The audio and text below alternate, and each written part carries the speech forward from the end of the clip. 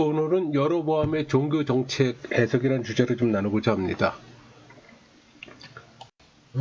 열왕기상 12장 25절에서 33절 말씀까지 봉독하겠습니다.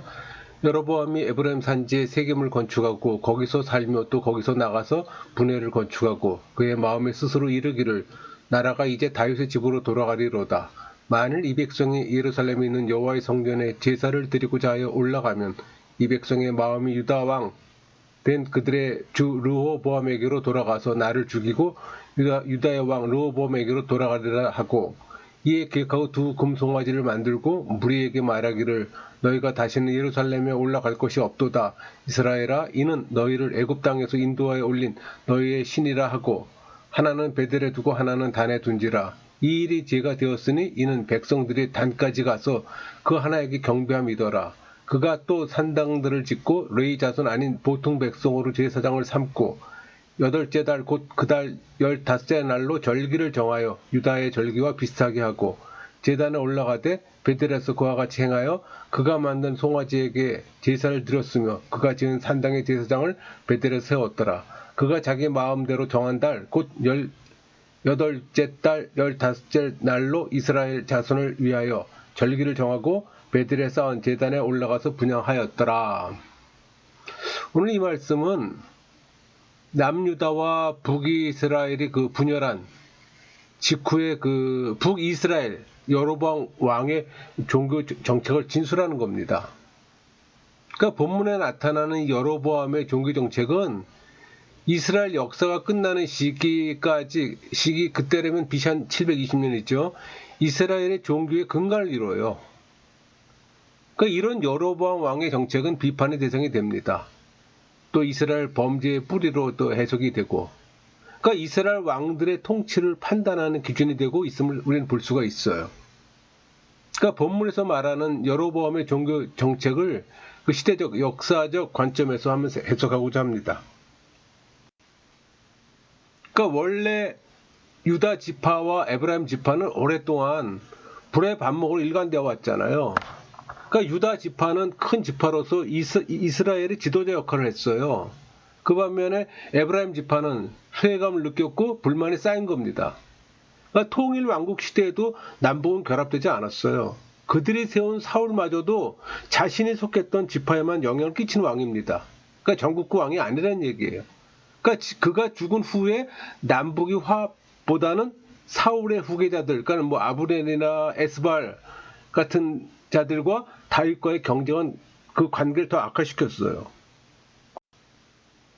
그러니까 다윗 시대에도 북쪽 지역의 베냐민 지파의 반란과 강제 노동에 대한 불만이 많았던 겁니다. 특히 그 솔로몬 시대에는 정치적, 경제적으로 안정을 누렸잖아요. 그래서 산업이 발달해 도시 집중화 현상이 생겨났어요. 또 문화가 발전하고 그 결과 각 부족 내의 어떤 유대감은 약화가 되는 겁니다. 특히 이스라엘의 종교와 개혁의 법을 모르는 이 가나안 원주민과 이방인들을 흡수함으로써 그들에 대한 계급 차별이 생겨났잖아요. 그러니까 이스라엘 사람들 사이에서는 이 부유한 계급이 성장해 빈부의 차이가 심해진 겁니다. 지파 체제는 파괴되었어요. 그 사회적 의무를 짊어질 이 실제적 근거는 여호와의 계약이 아니라 국가 권력이 있습니다. 그러니까 신정 정치에서 왕권 정치로 바뀐 결과물이에요. 그 솔로몬의 세금 제도는 백성들에게 짐이었어요. 그보다 더 무거운 짐은 강제 노동입니다. 근데 여러분 강제 노동의 주체는 북이스라엘 사람들이에요. 강제 노동과 이 조세 제도는 불만과 분열의 직접적 원인이 됩니다. 이것은 특히 그 북부를 차별하는 거예요. 그러니까 남북 분열 당시 르호보암이 신속히 진압을 하지 못한 이유가 있어요. 그것은 애굽왕 시삭의 침공 위협 때문입니다. 왜? 변방을 지켜야 되기 때문에. 그 말은 애굽의 위험이 이스라엘 반란보다 더 큰 위협이라고 생각했던 거예요. 그러니까 신속한 대처가 없으니 당연히 남북 분열은 고착화가 될 수밖에 없죠. 여러분 가나안의 이 전통적인 종교가 엘신을 숭배하는 종교였습니다. 엘은 엘로움이잖아요. 여호와와 동일한 신으로 성경에 나타나는 걸 볼 때 여로보암이 만든 이 금송아지가 다른 종교를 위한 게 아니었어요. 이스라엘의 만연에 있었던 이 고대 이스라엘의 전통적인 종교 여호와 숭배를 위한 건 가능성이 있다는 얘기예요. 그러니까 에브라임 산지라는 이 지명은 베델을 가리키는 걸로 알려져 있었어요. 왜냐하면 베델은 사사시대의 에브라임 중앙 산지에서 이스라엘 사람들이 살았던 유일한 지명으로 나타나 있습니다. 사사기에는. 그래서 우리 에레미야나 열왕기하에서 그 에브라임 산지가 베델임을 또 암시해주는 구절들이 있잖아요. 그러니까 베델에 세워진 송아지상은 여로보암이 창하는 게 아니에요. 사사시대의 베델에도 있었고 단에도 있었던 겁니다. 여러분 사사시대에 나타난 이스라엘 전통적인 종교의 모습을 보면은 모세 계열 제사장이 있었던 실로 성소에는 법궤가 있었습니다. 베델과 단에는 역시 모세 계열의 제사장이 있었고 동시에 송아지상도 있었어요. 그러니까 여로보암은 이 새 왕조를 창설하면서 다른 종교를 강조한 게 아닙니다. 전통적인 이스라엘 종교를 부활시켜 이스라엘 지파들의 지지를 얻으려고 했던 거예요. 그리고 이 여로보암이 베델을 선택하고 이 금송아지를 설치한 이유는 베델이 이스라엘의 전통적인 종교의 성소였어요. 특히 송아지 형상과 밀접한 관련이 있기 때문이에요. 여러분 베델은 특히 야곱 관련이 있잖아요. 그래서 야곱의 황소라는 별명은 베델에서 불려진 호칭으로 추측됩니다. 그래서 이스라엘 백성들은 예루살렘의 법궤나 그룹들과 같이 금송아지를 연결시켰던 거예요.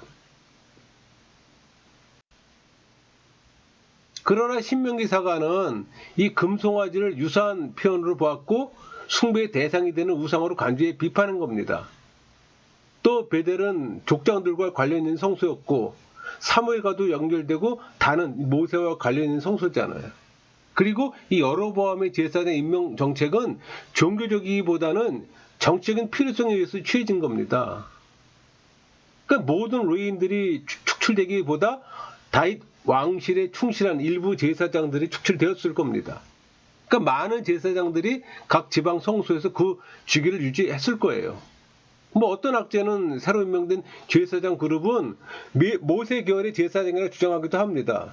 근데 그 주장에 따르면 베델에는 사사시대 모세 계열의 제사장이 있었고 다윗과 솔로몬 시대에는 아론 계열의 제사장이 있었고 또 남북 분열 이후에는 다시 모세 계열이 임명되었다고 얘기를 하는 겁니다.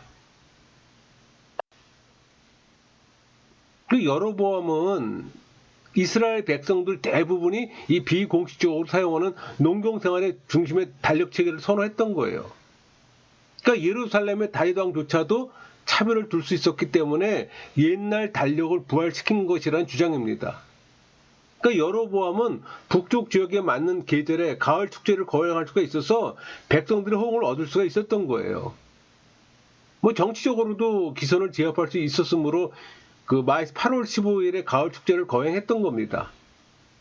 그러니까 이런 달력 체계의 변형은 이스라엘 전통적인 어떤 습관으로 회복하는 의미가 들어있는 거예요. 한마디로 새 왕조를 건설하려는 여로보암에게는 왕조의 어떤 합법성과 왕의 통치력을 위한 종교를 이용할 필요가 있었던 겁니다. 따라서 이스라엘의 백성들이 믿는 이 여호와를 이스라엘 전통에 맞는 방향으로 정립시켜서 백성들의 지지를 얻고자 했던 거예요. 그러니까 여로보암은 여호와를 장려할 필요가 있었어요. 그 금송아지는 바로 법궤를 대신하는 여호와의 형상으로 만든 겁니다. 그러니까 여로보암이 베델과 단을 선택해 이스라엘 고대 전통을 이어받으려고 한 것 같이 여기서도 어떤 여호와의 황소상을 세움으로써 이스라엘 고대 전통과 연결시킬 수 있었다고 보는 거예요. 생뚱하게 만든 게 아니에요. 이미 그 오래 전서부터 있었던 걸 갖고 온 겁니다. 그래서 여로보암은 이스라엘의 새로운 신들을 도입하려 했던 것이 아니라 계약의 하나님에 대한 이스라엘의 충성을 갱신하려 했던 거예요. 나름대로 북왕조 종교의 맥을 출애굽때의 어떤 모세 전성을 찾으려고 한 것이라고 볼 수 있는 겁니다. 여러분 여호수아나 사사기, 사무엘서, 열왕기서는 전기 예언서에 속하는 책입니다. 이건 이제 우리 그 유대인들이 말하는 겁니다. 그러니까 이 책들은 가나안 정책에서부터 포로기에 이르는 이스라엘 역사를 주로 신학적으로 해석하고 있음을 강조하는 거예요. 근데 이 책들이 여러 주제들이 반복되어 나타나고 있어요. 또 이것이 또 이 책들의 어떤 통일성이라고 말할 수 있습니다. 그러니까 역사서의 주제는 이스라엘이 거룩한 공동체로서 신명기에서 표현한 것처럼 옛 계약의 성내되는 어떤 상황을 고려할 때 여기서 특별히 중요한 건 계약의 갱신이었어요. 그러니까 열왕기서의 계약상의 책임에 대한 왕들의 어떤 신실성 여부는 제사의 어떤 정통주의라는 수준에 입각해서 평가되고 있습니다. 그러니까 이스라엘 왕들은 느밧의 아들 여로보암이 제정한 제사에 빠졌다는 점에서 유죄 판결을 받습니다. 그러니까 유다 왕들은 중앙 성소인 예루살렘 성전에 대한 충성도에 비추어 평가되었던 거고, 그리고 유대교의 성전 가운데 전기 예언서로 알려진 부분은 열왕기서로 종결되는 겁니다. 그러니까 북이스라엘과 남유다 왕조 정치에 대한 역사를 서술하는 일반적인 관점은 역사 무대에 등장했던 그 요시아 시대를 지점으로 삼고 있어요.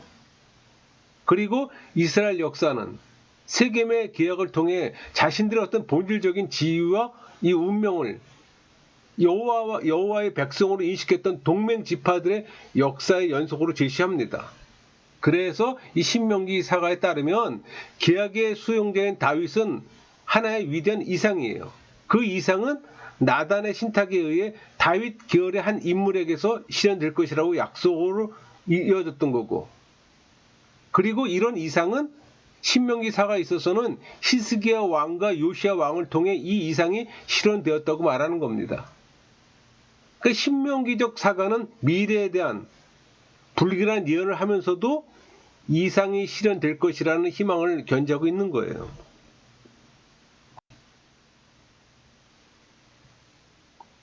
그러니까 왕조 정치하의 어떤 북이스라엘과 남유다의 이 재난과 파멸은 계약 파기에 내려진 저주가 실행된 것으로 이해를 했어요. 그들에게 있어서 이 많은 지방 성소들에 탐닉하게 된 것은 깨어진 관계에 대한 한 징후일 뿐입니다. 여러분, 왕의 죄는 곧 백성들의 죄예요. 그 죄를 혹평함으로 하나님의 백성의 비극이야말로 심판의 본복이라는 겁니다. 그래서 성경 기자는 국가의 파멸로 절정에 이르는 이 북이스라엘의 죄와 응보에 몰두하고 있었던 거예요.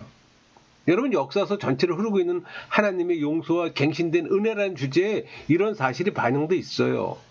그러니까 이런 계약이 그들의 중심이고 다윗 왕조 중심의 신앙을 가지고 그들의 이상이 실현되었다고 믿었던 이 요시야 왕의 시적을 기준으로 해서 남북 왕들의 역사를 평가하고 있는 겁니다. 특히 북이스라엘의 왕들을 평가하는 데 있어서는 처음부터 부정적이잖아요. 이렇게 부정적인 평가의 단초를 제공해 주는 것이 오늘 본문에 나타난 사건입니다. 여러분, 열왕기는 본래 사무엘서와 같이 히브리서 원전에서는 한 권의 책이었어요. 근데 15세기 이후로 열왕기는 70인역, 셉타진트죠. 70인역과 불가타역의 영향으로 두 권으로 분리된 겁니다. 이 책의 성경 기자는 랍비 전통에 따르면 예레미야로 간주합니다. 또 포로기 이전에 자료가 편찬되었고 또 포로기 동안에 편집, 확대되었다고 합니다. 어쨌든 이 열왕기의 전반적인 자료 수집은 대략 BC 550년경에 이루어졌다고 얘기합니다. 여러분, 그 신명기적 사가의 또 다른 입장은 여호와의 말씀이 얼마나 성실하게 지켜주고 있는가예요. 또 얼마나 그 말씀에 순종하고 있는가, 여기에 관심이 있었어요. 그래서 역사서 서론에 해당하는 신명기 28장 15절, 내가 만일 내 하나님 여호와의 말씀을 순종하지 아니하여 내가 오늘 네게 명령하는 그의 모든 명령과 규례를 직행하지 아니하면 이 모든 저주가 네게 임하며 네게 이를 것이니, 여기에서 여호와는 경고하고 있는 겁니다. 그 말은 신명기적 사가는 이 말씀이 이스라엘 역사 속에서 성취되었다는 걸 우리에게 보여주려고 하는 거예요. 그리고 역사서 속에 삽입되어 있는 예언자들의 예언도 결코 빈말이 아니었음을 나타냅니다. 결국 북이스라엘과 남유다의 파멸의 길을 가게 된 것은 그 왕들이 여호와의 말에 불순종한 필연적인 결과였다는 걸 좀 알려주고자 했던 거예요. 그럼 이제 본문을 절별로 한번 해석해 볼게요. 12장 25절 여로보암이 에브라임 산지에 세겜을 건축하고 거기서 살면 또 거기서 나가서 분회를 건축하고, 그 세겜은 여로보암에 의해 세워진 게 아니에요. 그에 의해서 요새화가 된 겁니다. 이것은 세겜에서 발굴된 고고학 증거에서도 일치해요. 세겜은 므낫세 지파의 영역이 있잖아요. 이곳에서 여로보암이 이스라엘 왕으로 추대되었고 역사적으로 이스라엘의 중심지였어요. 그러니까 여로보암과 관계를 맺기 전에 이미 족장 시대 때부터 알려진 곳입니다. 그 말은 이 아브라함이 제단을 쌓은 곳이에요. 또 야곱이 가나안에 처음 천막을 친 곳이고, 그 이스라엘 백성이 가나안 정복 후에 처음으로 모여 하나님과 계약을 맺어 부족 동맹이 형성된 곳이 바로 이곳입니다.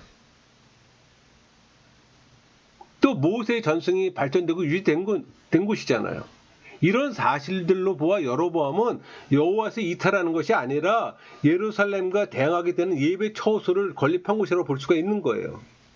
그러나 바로 이 점이 신명기 사가가 그를 여호와의 대적자로 규정짓게 한 겁니다. 12장 26절 그의 마음에 스스로 이르기를 나라가 이제 다윗의 집으로 돌아가리로다. 그러니까 여로보암의 왕국이 견고한 근거가 없다는 점에서 그에게 있어서 제사의 독립은 매우 중요합니다. 그리고 이 모든 이스라엘 백성들에게 잘 알려져 있는 예루살렘 성전에 견질 만한 어떤 제사 장소가 필요했던 거예요. 만약 백성들에게 제사 장소가 제공되지 않았다면 당연히 북이스라엘 백성들이 예루살렘으로 제사하러 갔을 겁니다. 그러나 문제는 이스라엘 백성들이 그때까지 르호보암을 왕으로 인정하고 있었는가 하는 문제였어요. 왜냐하면 세겜 회의에서 이 르호보암 왕의 거절로 인해 형성되었던 것이 북이스라엘이었잖아요.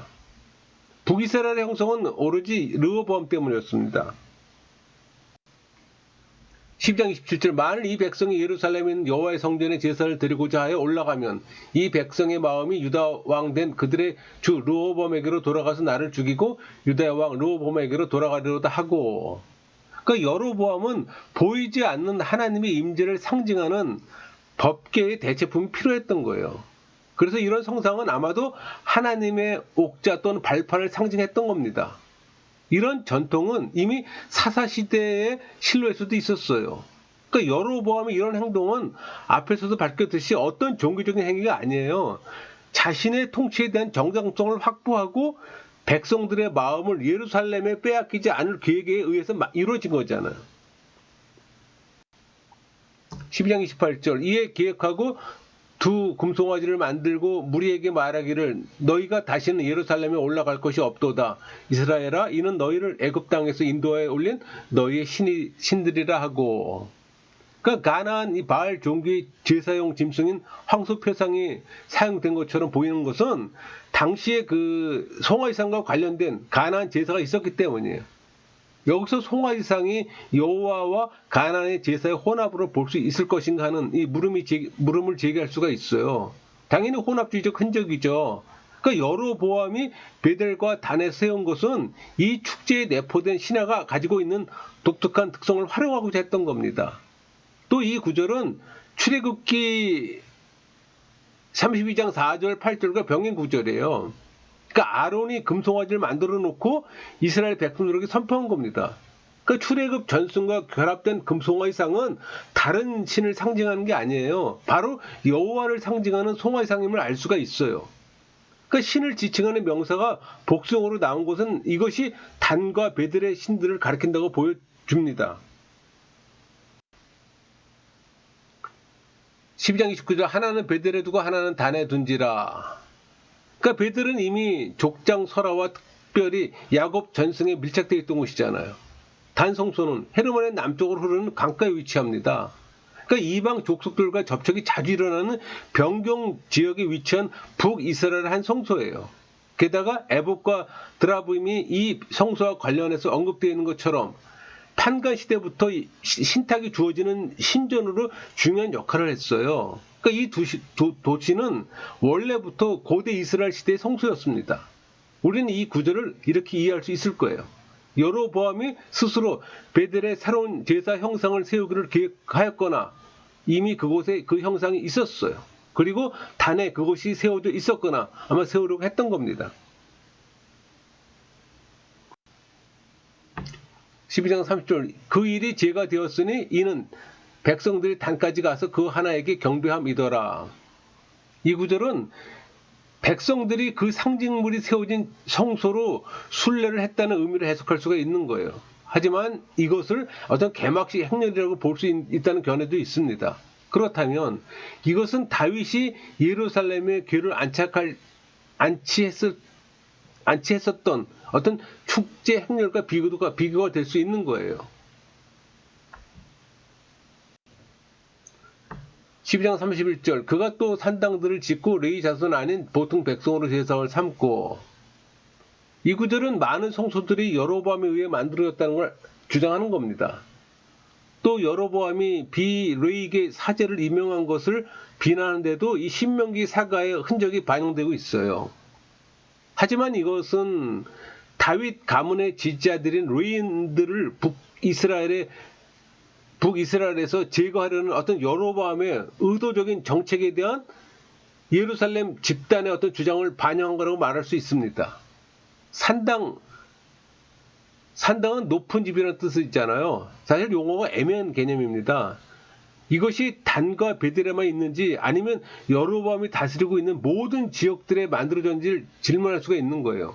그러니까 여로보암이 세웠던 이 제사장은 성소에 있었던 사람들이에요.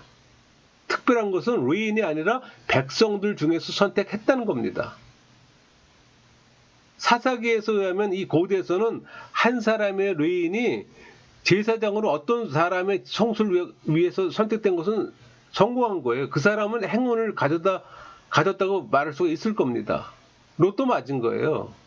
그러나 여로보암은 이런 방법으로 제사장을 삼은 게 아니었어요. 12장 32절 여덟째 달 곧 그달 15째 달로 절기를 정하여 유다의 절기와 비슷하게 하고 제단에 올라가되 베델에서 그와 같이 행하여 그가 만든 송아지에게 제사를 드렸으며 그가 지은 산당의 제사장을 베델에서 세웠더라. 그러니까 솔로몬 성주의 절기는 7월 15일이잖아요. 유대력으로요. 근데 이 절기는 장막절로 한 해의 추수를 기념하는 축제의 절기입니다. 그런데 여로보암이 이 절기의 날짜를 8월 15일로 잡았잖아요. 근데 이건 자의적으로 잡은 게 아니라 북쪽 전통의 복원이에요. 그 말은 북쪽은 원래 남쪽에 비해서 수확이 한 달가량 늦었던 겁니다. 그러나 여로보암의 진정한 목적은 절기의 자연성을 회복하려는 게 아니었어요. 다만 이는 백성들이 7월의 장막절에 예루살렘을 방문치 못하게 하렸던 겁니다. 그 말은 이 여로보암은 이로써 체제 경쟁에 있어서 나름 어떤 종교적 정통성을 가지려고 했던 거예요. 그러나 그것은 절기를 7월로 통일되게 지키려고 한 율법과는 상반되는 거잖아요. 따라서 이 역시 제약된 행동이 아닐 수 없는 겁니다. 한편 이와 같은 절기의 어떤 분열은 곧 통일 왕국의 어떤 정치적 분열에 이어 종교적 분열도 완성되었음을 보여주는 거예요.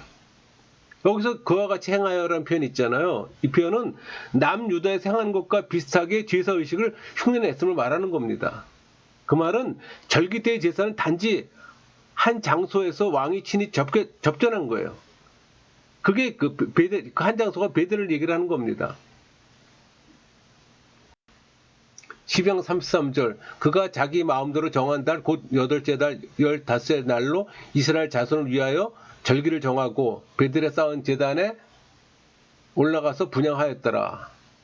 이 부분은 그 요시아 시대에 있었던 사건을 비추어 재구성된 후대의 어떤 예언자적 전승에 비추어 서술되고 제작된 전승입니다. 그 어떤 학자는 이 전승이 아모스의 베델에서의 사건을 밑바탕이 되었다고 주장하기도 해요. 또 어떤 학자는 이 전승을 베델 제의를 비난했던 예언자들의 집단의 작품으로 간주하기도 합니다. 그렇다면 이 열왕기상 12장 25절에서 33절까지 이 말씀이 우리한테 주는 교훈은 뭘까요? 그 열왕기를 꿰뚫고 있는 주제는 이스라엘의 죄와 응징입니다. 근데 이런 주제는 신명기적 사관에서 나온 결론이에요. 배신, 징벌, 회개, 구원, 이 배신이라는 순환기적 구조 속에서 이 남유다와 북이스라엘의 멸망을 해석하고자 했던 그들의 신앙 고백이 전기이언서의 내용입니다.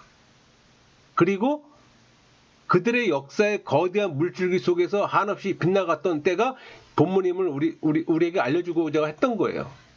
또 이 역사의 특징은 열왕들의 업적 내지는 이스라엘 전체 행위에 대한 평가를 그들의 정치적이고 사회적인 입장에서 평가한 것이 아니라 오로지 그들과 하나님과의 관계만을 가지고 평가하고 있어요.